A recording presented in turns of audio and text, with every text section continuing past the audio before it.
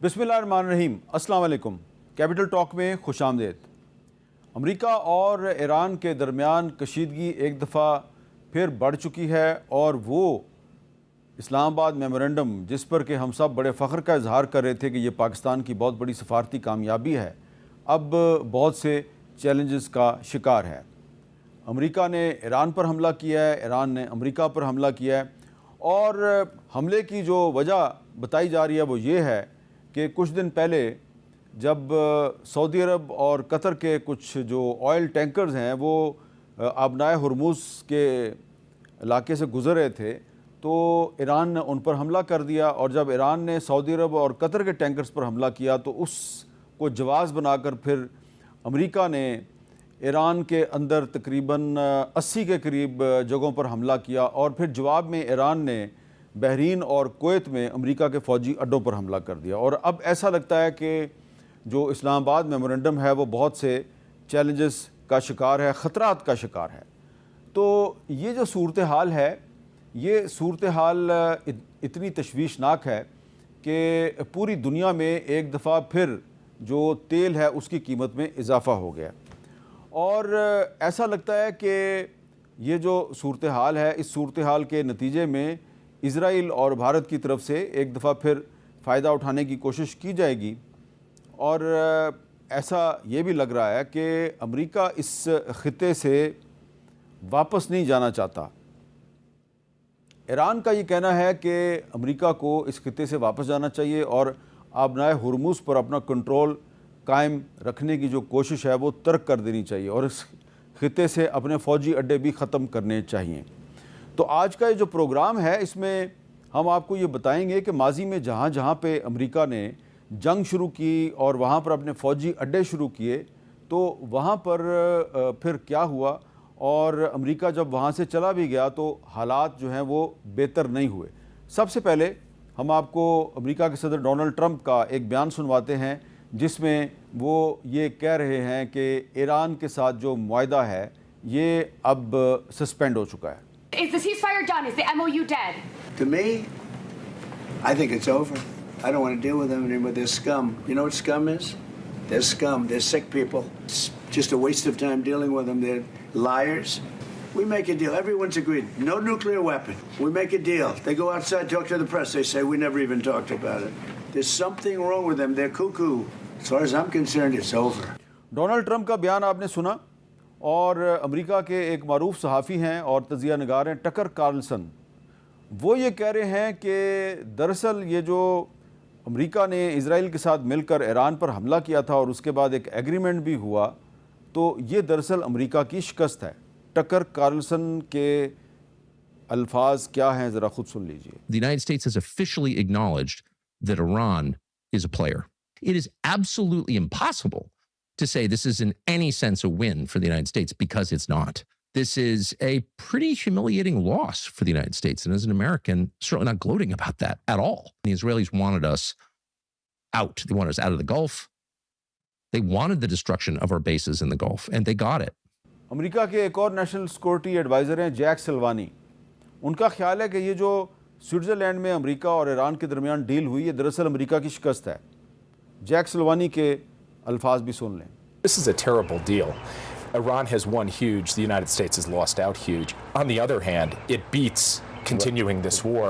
And so we should all be glad that the war is over, even though we're stuck with something that is much worse than we could have gotten if we had never started this war in the first place. تو یہ جو ٹکر Carlsson اور Jack سلوانی کے دو بیانات میں نے آپ کو سنوائے ہیں، یہ اس لیے سنوائے ہیں کہ آپ کو پتہ چلے کہ امریکہ میں ایک یہ رائے پائی جاتی ہے کہ یہ جو ایران کے ساتھ امریکہ نے ڈیل کی ہے یہ دراصل امریکہ کا اعتراف شکست ہے، اور ایران نے بھی پوری کوشش کی کہ یہ اسٹیبلش کرے کہ وہ یہ جنگ جیت چکا ہے۔ تو اس کی وجہ سے ڈونلڈ ٹرمپ کے لیے کافی سیاسی مشکلات ہیں، کیونکہ نومبر میں امریکہ میں الیکشن بھی ہونے والا ہے۔ لہٰذا جب ایران کی طرف سے سعودی عرب اور قطر کے ٹینکرز پر حملہ کیا گیا تو ڈونلڈ ٹرمپ کو ایک جسٹیفیکیشن مل گئی، ایک جواز مل گیا، اور انہوں نے ایران پر ایک دفعہ پھر حملہ کر دیا تاکہ وہ یہ ثابت کر سکیں کہ ایران ان سے جنگ نہیں جیتا اور وہ ابھی بھی ایران پر حملہ کر سکتے ہیں۔ تو ایسا لگتا ہے کہ اصل جو مسئلہ ہے وہ اسٹریٹ آف ہرمز آبنائے ہرموز پر کنٹرول کی لڑائی ہے، اور یہ جو آبنائے ہرموز پہ کنٹرول کی لڑائی ہے، اس کو اسلام آباد میمورنڈم میں جو مذاکرات کا راستہ اختیار کیا گیا، ان مذاکرات کے ذریعے طے کرنے کی بجائے ایک دوسرے کے خلاف راکٹ اٹیکس کے ذریعے یہ مسئلہ حل کرنے کی کوشش کی جا رہی ہے۔ امریکہ نہ صرف آبنائے ہرموز پہ اپنا کنٹرول رکھنا چاہتا ہے، بلکہ امریکہ مشرق وسطیٰ کے مختلف ممالک میں اپنے فوجی اڈے بھی برقرار رکھنا چاہتا ہے، اور فوجی اڈے برقرار رکھنے کی وجہ یہ ہے کہ امریکہ اس خطے میں اپنا اثر و رسوخ رکھنا چاہتا ہے۔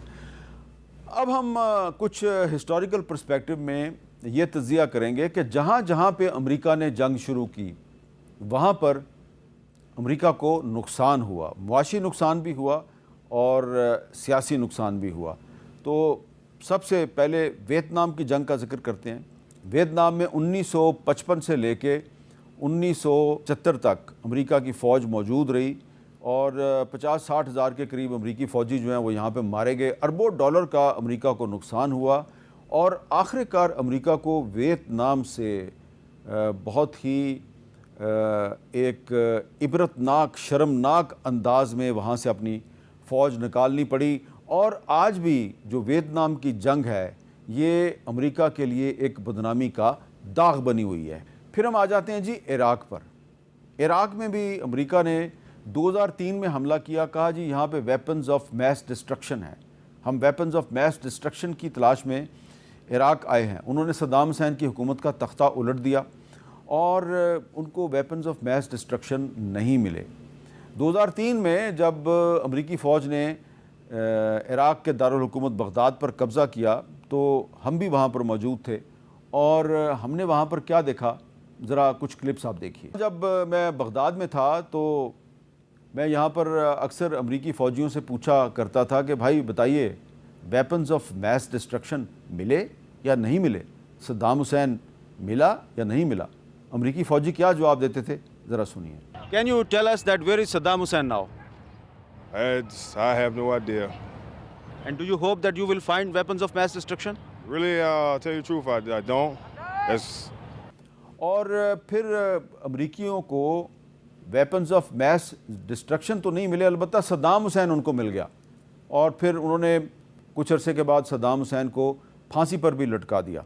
لیکن امریکی فوج کئی سال تک عراق میں موجود رہی۔ اس کا نقصان کیا ہوا؟ نقصان یہ ہوا کہ پورا خطہ ڈیسٹیبلائز ہو گیا، اور عراق میں ابو مصعب الزرقاوی جو پہلے القاعدہ سے وابستہ تھا، تو اس کا جو گروپ ہے، اس نے جو خانہ جنگی شروع کی، اس میں سے داعش نے جنم لیا، جس کو اب ہم اسلامک اسٹیٹ بھی کہتے ہیں، جو کہ افغانستان میں بھی موجود ہے ISKP کی صورت میں، اور پھر وہ سیریا میں بھی ہے، اور بھی بہت سے ممالک میں موجود ہے۔ تو جو عراق کی جنگ تھی اس نے دنیا کو داعش کا تحفہ دیا۔ اب ہم افغانستان پہ آ جاتے ہیں۔ افغانستان میں بھی تقریباً 20 سال تک امریکی فوج موجود رہی، 2001 میں آئی اور 2021 میں واپس گئی، اور افغانستان میں امریکہ کے ساتھ ساتھ نیٹو کی فوج بھی موجود تھی، جس کو اساف ٹروپس کہا جاتا تھا، اور ان کا مقصد یہ تھا کہ جی افغانستان سے دہشت گردی ختم کی جائے، طالبان ختم کیے جائیں۔ لیکن 20 سال تک افغانستان میں جو امریکی فوج اور نیٹو اور اساف کے جو آپریشنز تھے، ان کے نتیجے میں طالبان کمزور ہونے کی بجائے مزید مضبوط ہو گئے، اور ہم نے افغانستان کا بار بار سفر کیا۔ ہم افغانستان میں کیا دیکھتے تھے؟ اس زمانے میں امریکی فوج افغانستان میں موجود تھی تو ہم افغانستان کے دور دراز علاقوں کا بھی سفر کرتے تھے۔ کابل سے نکل کر کبھی قندھار جاتے تھے، کبھی ہم جلال آباد جاتے تھے، کبھی گردیز جاتے تھے، کبھی غزنی جاتے تھے۔ تو ایک دفعہ ہم سلطان محمود غزنوی کے مزار کے قریب گئے، تو وہاں پہ ذرا صورتحال کیا تھی دیکھیے۔ محمود غزنوی جس کے دربار میں البیرونی اور فردوسی حاضری دینا باعث فخر سمجھتے تھے، آج اس کا مزار ویرانیوں اور بربادیوں کی داستان سناتا ہے۔ سلطان محمود غزنوی کے مقبرے کی بیرونی دیواروں پر نظر آنے والی گولیوں کے نشانات آپ کے سامنے ہیں۔ یہ گولیوں کے نشانات بتاتے ہیں کہ افغانستان 25 سال سے شدید خانہ جنگی کا شکار ہے۔ یہ مینار غزنوی دور میں تعمیر ہوا، اور یہ غزنی میں وہ جگہ ہے جہاں پر طالبان کے دور میں ایک بہت بڑی فوجی چھاؤنی تھی، لیکن امریکی فوج کی بمباری سے یہ فوجی چھاؤنی تباہ ہو گئی، اور اس وقت جس ٹینک پر میں آپ کو بیٹھا ہوا نظر آ رہا ہوں یہ ٹینک بھی طالبان کا ٹینک تھا، اور اس ٹینک کو بھی امریکی بمباری سے تباہ کیا گیا۔ امریکہ کی فوج بہت بڑی تعداد میں افغانستان میں موجود تھی، لیکن اس کا کنٹرول صرف کابل اور کچھ آس پاس کے علاقوں پر تھا۔ ہم جیسے ہی کابل سے باہر نکلتے تھے کہیں نہ کہیں ہمیں طالبان مل جاتے تھے، اور پھر ہم ان سے بات چیت بھی کرتے تھے۔ ذرا ان کے ساتھ ہماری بات چیت کے کلپ بھی دیکھیے۔ یہ جو آپ جدوجہد کر رہے ہیں اس کا کیا مقصد ہے؟ اس کا یہ مقصد ہے کہ امریکہ جو ہے ہمارا وطن میں آ گیا، اس نے ہمارا اسلام پر اور ہمارا دین پر قبضہ کیا، اس نے اسلام کو بہت زیادہ سے نقصان پہنچایا اور ہمارا وطن کو اس نے قبضہ لگایا۔ یہاں کابل میں بہت سے لوگ یہ الزام لگاتے ہیں کہ طالبان کو پاکستان کی حکومت کی طرف سے مدد فراہم کی جاتی ہے اور طالبان کو پاکستان میں ٹریننگ دی جاتی ہے، اس الزام کے بارے میں آپ کیا کہیں گے؟ ہم یہ کہتے ہیں کہ یہ جو ہے نا طالبان جو ہے نا نہ پاکستان سے تربیہ ہوتا ہے نہ اور دوسرا ملک سے تربیہ ہوتا ہے، یہ اپنا ملک جو رہتے والا ہے، اپنا ملک جو طلباء ہے وہ سب خود اپنی جہاد کرتے ہیں، ادھر یہ ٹریننگ کرتے ہیں۔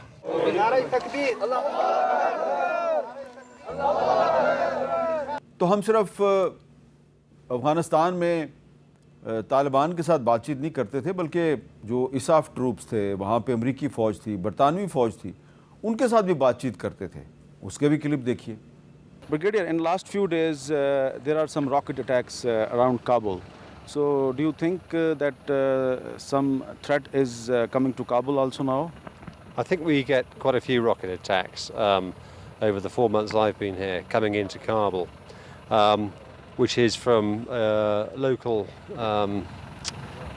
people who've got either a complaint, it might be insurgents, it might be people who've got a tribal dispute. تو یہ جو تمام میں آپ کو کلپس دکھا رہا ہوں اس کا مقصد یہ ہے کہ امریکہ جو ہے اس نے عراق میں بھی فوج بھیجی، امریکہ نے افغانستان میں بھی فوج بھیجی۔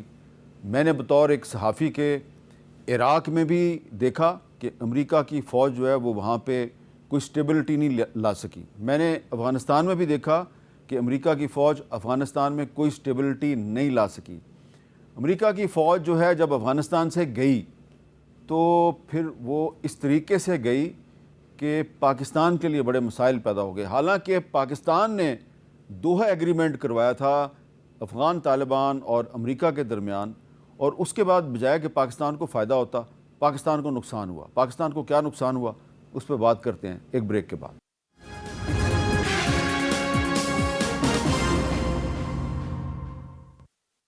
کیپٹل ٹاک میں دوبارہ خوش آمدید۔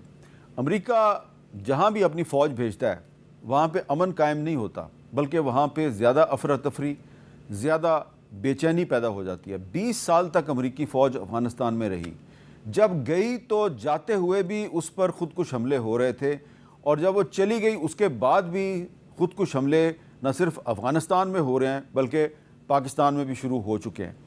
امریکہ کی فوج افغانستان میں اپنا اتنا اسلحہ چھوڑ گئی ہے کہ وہ اسلحہ جو ہے وہ اب بلیک مارکیٹ میں فروخت ہو رہا ہے اور اس پورے خطے کو ڈیسٹیبلائز کر رہا ہے، اور جو امریکی فوج کا اسلحہ ہے وہ پاکستان میں پاکستان کی ریاست کے خلاف استعمال ہو رہا ہے۔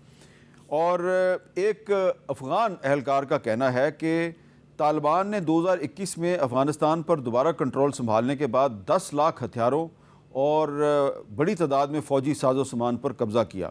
جو اسلحہ اور ساز و سامان بہت سے امریکی فوجی چھوڑ کے چلے گئے تھے ان میں امریکی ساختہ آتشی اسلحہ M4 اور M16 بندوقیں شامل ہیں، اور اس کے علاوہ اقوام متحدہ کی ایک رپورٹ میں کہا گیا ہے کہ Tehreek Taliban Pakistan, Islamic Movement of Uzbekistan, East Turkestan Islamic Movement اور یمن کی انصار اللہ جیسی تنظیمیں افغانستان میں امریکی ہتھیاروں کو بلیک مارکیٹ سے خرید رہی ہیں، اور بلیک مارکیٹ جو ہے وہ طالبان کے لیے ہتھیاروں کا ایک منبع ہیں۔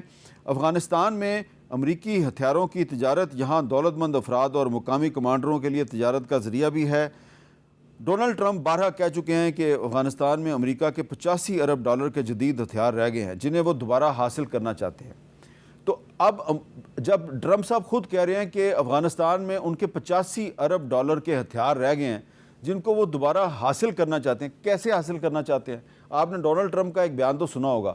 وہ کہتا ہے جی مجھے بگرام بیس دوبارہ چاہیے. تو وہ افغانستان واپس آنا چاہتا ہے. آپ چلے گئے بھائی، بھول جائیں افغانستان کو، لیکن وہ افغانستان واپس آنا چاہتے ہیں. اور یہی وہ نقطہ ہے جس کی کہ میں وضاحت کرنا چاہتا ہوں کہ ڈونلڈ ٹرمپ صاحب کو اپنی جو ماضی کی غلطیاں ہیں ان سے سبق سیکھنا چاہیے کہ وہ جہاں بھی جاتے ہیں، جہاں بھی فوج بھیجتے ہیں، وہاں پہ حالات خراب ہوتے ہیں. تو اب آپ افغانستان سے واپس چلے گئے، اب آپ وہاں پہ واپس آنا چاہتے ہیں. بھائی کیوں واپس آنا چاہتے ہیں؟ کچھ آپ کو خدا کا خوف کرنا چاہیے. اب ایک اور بھی خطہ ہے جہاں پہ امریکہ نے اپنی فوج بھیجی لیکن وہاں پہ حالات خراب ہو گئے. شاید بہت کم لوگوں کو یاد ہے کہ امریکہ نے صرف ویتنام میں نہیں، امریکہ نے صرف عراق میں نہیں، صرف افغانستان میں نہیں، بلکہ امریکہ نے لبنان میں بھی اپنی فوج بھیجی تھی. جی ہاں، 1958 میں امریکہ نے لبنان میں اپنی فوج بھیجی، اور فوج بھیجنے کا مقصد یہ تھا کہ وہاں پر جو ایک پرو امریکن حکومت تھی اس کو پروٹیکٹ کیا جائے. پھر اس کے بعد امریکہ نے 1982 میں بھی اپنی فوج لبنان بھیجی، اور جو لبنان میں جو خودکش حملوں کا آغاز ہوا وہ امریکی فوج کے خلاف ہوا. بعد میں وہاں پہ اسرائیلی فوج بھی آئی، لیکن وہاں پر جو خودکش حملے شروع ہوئے وہ امریکی فوج کے خلاف شروع ہوئے. اور اس کے بعد امریکہ لبنان سے نکل گیا، لیکن لبنان آج تک خانہ جنگی کا شکار ہے. یہ بات جو ہے یہ بہت کم لوگ کرتے ہیں کہ جو آج لبنان میں اس وقت جو صورتحال ہے، اس صورتحال کی وجہ یہ ہے کہ امریکہ نے 1958 میں جو اپنی فوج لبنان بھیجی تھی، اس فوج نے وہاں پر کچھ مخصوص گروپس تھے ان کو سپورٹ کیا، اور کچھ مخصوص گروپس تھے ان کے خلاف کارروائیاں کی. اس سے جو لبنان کی سوسائٹی میں ڈویژنز پیدا ہوئیں وہ آج تک موجود ہیں. اور اس کے بعد یہ جو حال ہی میں امریکہ اور ایران کے درمیان جو اسلام آباد میمورنڈم ہوا، تو اس کا جو آرٹیکل 1 ہے، اس آرٹیکل 1 میں لبنان کا 2-3 دفعہ ذکر ہے.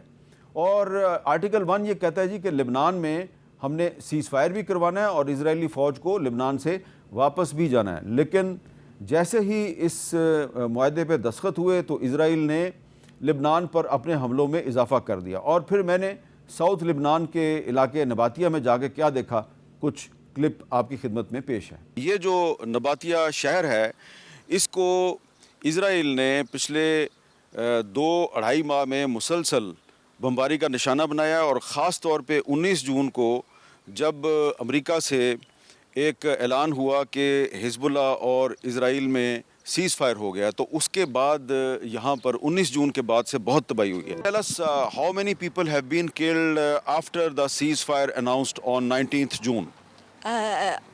In 2 days before, the Israelis killed about 15 people in Nabatiyah only. اور یہ میں نے کوئی بات جو ہے نا یہ مبالغہ رائے نہیں کی کہ اسرائیلی فوج نے جنوبی لبنان کے شہر نباتیہ کو لبنان کا غزہ بنا دیا. وہاں جدھر بھی جائیں آپ کو تباہی نظر آتی ہے. اور امریکہ جو ہے وہ اسرائیل کو لبنان پر حملوں سے نہیں روک سکا. یہاں پر میں ایک اور بات ضرور کرنا چاہتا ہوں کہ ایک طرف تو جو اسرائیل کی فوج ہے وہ لبنان میں جو یونائٹڈ نیشنز کے پیس کیپرز ہیں وہ اس پہ حملہ کرتے ہیں، اور دوسری طرف حزب اللہ کی طرف سے بھی لبنان میں جو یونائٹڈ نیشنز کے پیس کیپرز ہیں ان پر حملہ کیا جاتا ہے. یہ بات جو ہے یہ مجھے جو وہاں پر موجود یونائٹڈ نیشنز کے پیس کیپرز ہیں ان کے سورسز نے خود بتائی کہ ہم پر 2 حملے اسرائیلی فوج نے کیے ہیں، 2 حملے حزب اللہ کی طرف سے ہوئے ہیں، اور یہ جو ٹوٹل 4 حملے ہوئے ہیں اس میں ہمارے بہت سے فوجی شہید ہوئے ہیں اور مارے گئے ہیں، اور ہم اس کی انویسٹیگیشن کر رہے ہیں. میں آپ کو یہ بتا رہا ہوں کہ امریکہ کی فوج عراق میں جائے تو وہاں پہ داعش جنم لے لیتی ہے، امریکہ کی فوج افغانستان میں جائے تو وہاں پہ طالبان پہلے سے زیادہ مضبوط ہو جاتے ہیں، وہاں پہ ISKP بن جاتی ہے. امریکہ کی فوج لبنان میں جائے تو وہاں پہ حالات ایسے پیدا ہوتے ہیں کہ حزب اللہ ابھر کے سامنے آتی ہے. تو اب امریکہ جو ہے وہ چاہتا ہے کہ مشرق وسطیٰ سے اس کے فوجی اڈے ختم نہ ہوں، آبنائے ہرموز پہ اس کا کنٹرول قائم رہے. تو یہ جو امریکہ کی خواہش ہے اس کے پورا ہونے سے کیا دنیا کو امن ملے گا یا نہیں ملے گا؟ مزید گفتگو کرتے ہیں ایک وقفے کے بعد۔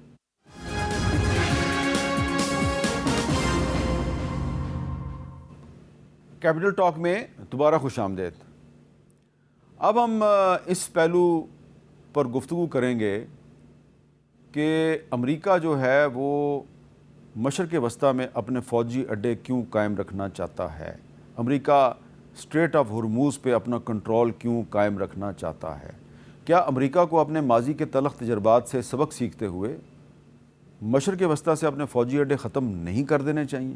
کیونکہ جب تک یہ فوجی اڈے رہیں گے تو امریکہ اور ایران کے درمیان یہ کشمکش جاری رہے گی کہ جناب اسٹریٹ آف ہرموز پہ کس کا کنٹرول ہے، کیونکہ امریکہ نے مشرق وسطیٰ میں جو اپنے فوجی اڈے ہیں ان کو پروٹیکٹ بھی کرنا ہے۔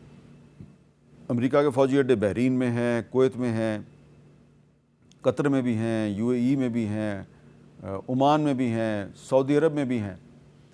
اب امریکہ کو یہ خطرہ نظر آ رہا ہے کہ سعودی عرب اور قطر جو ہیں وہ سلولی اینڈ گریجولی اپنے فوجی اڈے ختم کر دیں گے، یعنی کہ اپنے ممالک میں جو امریکہ کے فوجی اڈے ہیں وہ ختم کر دیں گے۔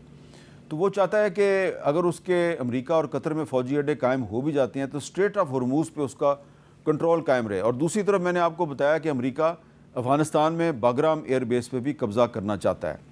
تو بظاہر امریکہ نے ایران کے ساتھ اسلام آباد میمورنڈم کے ذریعے امن کی ایک کمٹمنٹ کی ہے، لیکن اس خطے میں امریکہ اپنے فوجی اڈے قائم رکھنا چاہتا ہے، اور یہ ہے وہ معاملہ جس کی وجہ سے امریکہ اور ایران کے درمیان بار بار تعلقات خراب ہو رہے ہیں۔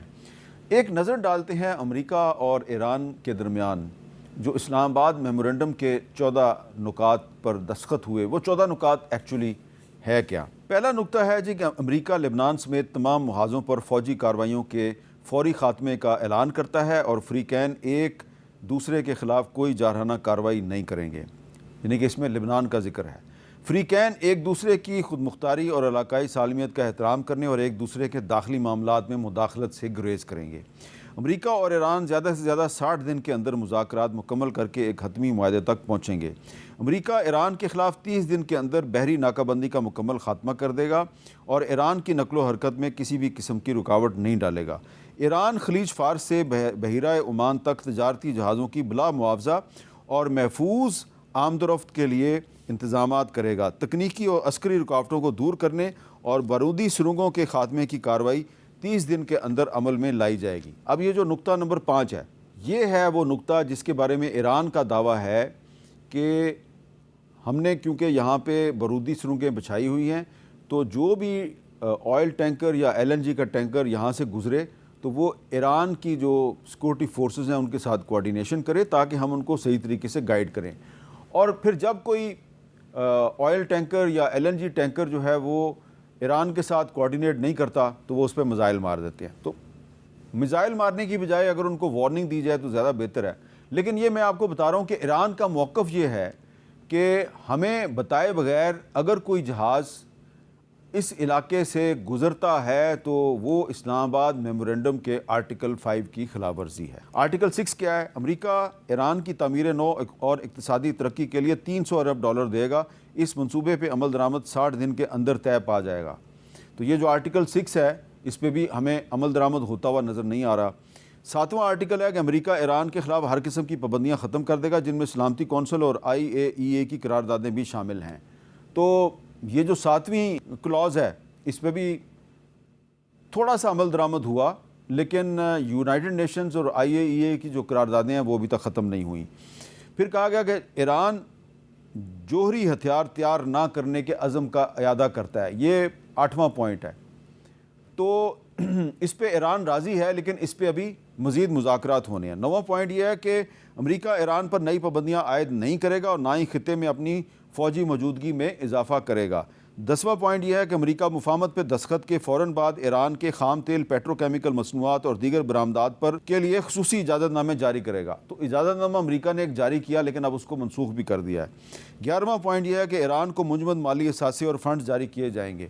اس میں کچھ پیش رفت ہوئی ہے لیکن مزید پیش رفت جو ہے اس کی ایران کی طرف سے ڈیمانڈ کی جا رہی ہے۔ 12واں نقطہ یہ ہے کہ حتمی معاہدے کے کامیاب نفاذ اور مستقبل میں اس کی پاسداری کے لیے ایک خصوصی طریقہ کار وضع کیا جائے گا۔ 13واں پوائنٹ یہ ہے کہ مفاہمت پر دستخط کے بعد 4، 5، 10، 11 نمبر شقوں پر عمل درآمد شروع ہوگا اور بقیہ شقوں پر حتمی معاہدے کے حوالے سے مذاکرات کا آغاز ہوگا۔ اور آخری 14واں نقطہ یہ ہے کہ حتمی معاہدے کی منظوری اقوام متحدہ کی سلامتی کونسل کی ایک ریزولوشن کے ذریعے دی جائے گی، یعنی کہ اس پورے معاہدے کی توثیق جو ہے یہ یونائٹڈ نیشنز کی سیکورٹی کونسل نے کرنی ہے۔ اب یہ جو جنگ بندی ہوئی ہے اس پہ عمل درآمد کے لیے بھی ایران کے کچھ مطالبات ہیں۔ وہ مطالبات کیا ہیں کہ ایران کہتا ہے کہ ایران پر آئندہ جارحیت نہ کرنے کی یقین دہانی کروائی جائے، ایران آبنائے ہرموز پر اپنی بالادستی برقرار رکھے گا، ایران کے جوہری افسودگی پروگرام کو تسلیم کیا جائے، ایران کے خلاف تمام پابندیاں ختم کی جائیں، انٹرنیشنل اسلامک انرجی ایجنسی میں ایران کے خلاف تمام قراردادیں منسوخ کی جائیں، اقوام متحدہ کی سلامتی کونسل میں ایران کے خلاف تمام قراردادیں واپس لی جائیں، خطے میں تمام امریکی اڈوں سے امریکی جنگی افواج کا انخلاء کیا جائے، جنگ میں ایران کو پہنچنے والے نقصانات کا پورا معاوضہ دیا جائے، بیرون ملک منجمد تمام ایرانی اثاثوں کو بحال کیا جائے اور ان تمام نکات کی UN سیکورٹی کونسل سے توثیق کرائی جائے۔ اب اس میں یہ جو ایران کے 10 مطالبات ہیں، 10واں نقطہ یہ ہے کہ خطے میں امریکی فوجی اڈوں کا خاتمہ کیا جائے، یہ ہے سب سے اہم نقطہ۔ اب یہ فوجی اڈے کہاں کہاں ہیں؟ یہ فوجی اڈے آپ کو پتہ ہے کہ مشرق وسطیٰ کے بہت سے ممالک میں ہیں، بحرین میں ہیں، کویت میں ہیں، UAE میں ہیں، عمان میں ہیں، سعودی عرب میں ہیں۔ تو ایران کہتا ہے جی کہ یہ فوجی اڈے ختم کیے جائیں۔ تو یہ جو فوجی اڈے ختم کرنے کا مطالبہ ہے اس کی وجہ یہ ہے کہ ایران یہ سمجھتا ہے کہ یہاں پر جو امریکہ کی جو ملٹری پریزنس ہے یہ اس کی سیکورٹی کے لیے ایک خطرہ ہے۔ اب ہو سکتا ہے کہ سعودی عرب اور قطر امریکہ کے فوجی اڈے ختم کر دیں، لیکن فی الحال UAE، کویت، بحرین یہ تیار نہیں ہیں۔ تو یہ ساری جو گفتگو میں نے آپ کے سامنے رکھی ہے اس میں یہ لگ رہا ہے کہ جو اسلام آباد میمورنڈم ہے اس پہ عمل درآمد کے راستے میں بہت سی رکاوٹیں ہیں، اور یہ جو ایران اور امریکہ کے درمیان دوبارہ ایک کشیدگی کی صورتحال پیدا ہوئی ہے اس سے دنیا میں تیل کی قیمتیں ایک دفعہ پھر اوپر جا رہی ہیں، تو صرف پاکستان کے لیے نہیں پوری دنیا کے لیے مشکلات پیدا ہو گئی ہیں۔ 60 دن کے اندر اندر اس معاہدے پہ عمل درآمد کرنا ہے، اس میں سے 15-16 دن گزر چکے ہیں، 3 ہفتے گزر چکے ہیں۔ تو اب ایران اور امریکہ دونوں کو چاہیے کہ in the larger interest of peace دونوں ممالک کو عالمی معیشت جو ہے اس کو مستحکم رکھنے کے لیے چاہیے کہ فلیکسیبلٹی کا مظاہرہ کریں۔ ایران کی طرف سے جو سعودی عرب اور قطر کے ٹینکرز پر حملہ کیا گیا وہ نہیں ہونا چاہیے تھا، اور امریکہ کی طرف سے بھی جو ایسے بیانات دیے جاتے ہیں جن کا مقصد یہ ہے کہ ثابت کیا جائے کہ ہم ابھی تک اس خطے کے اصل پلیئر ہیں، تو امریکہ کا رویہ جو ہے اس میں بھی تبدیلی کی ضرورت ہے۔ اگر یہ امریکہ اور ایران کے رویے میں تبدیلی نہ آئی تو پاکستان کے لیے بہت مشکلات پیدا ہوں گی، پاکستان کے لیے پہلے ہی بڑی مشکلات ہیں، مزید مشکلات پیدا ہو سکتی ہیں۔ اللہ تعالیٰ پاکستان کو ان مشکلات سے نکلنے کی توفیق عطا فرمائے۔ مجھے دیجیے اجازت، اللہ حافظ۔